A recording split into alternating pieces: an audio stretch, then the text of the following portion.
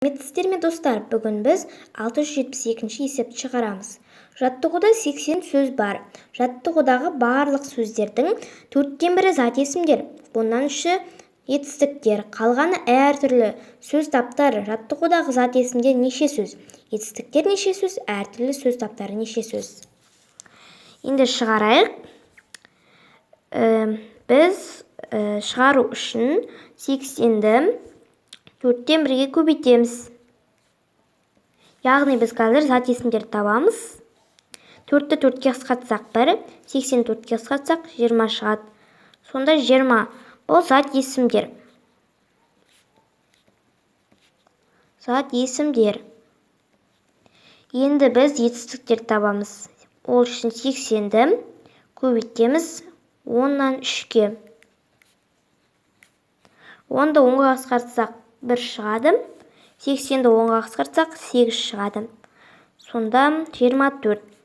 Бұл етістіктер. Етістіктер.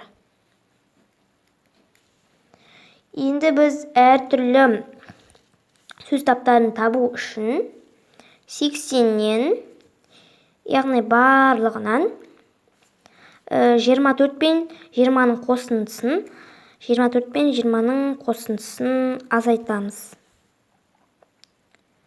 Зат есімдер мен етістіктердің қосындысын 80-нен азайтамыз. 80-нен 44-ті азайтамыз, сонда 36 шығады.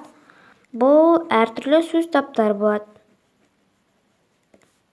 Әртүрлі сөз таптары. Сонда жауабы 20 зат есімдер.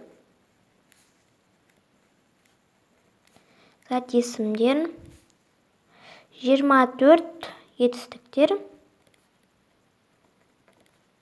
Етістіктер.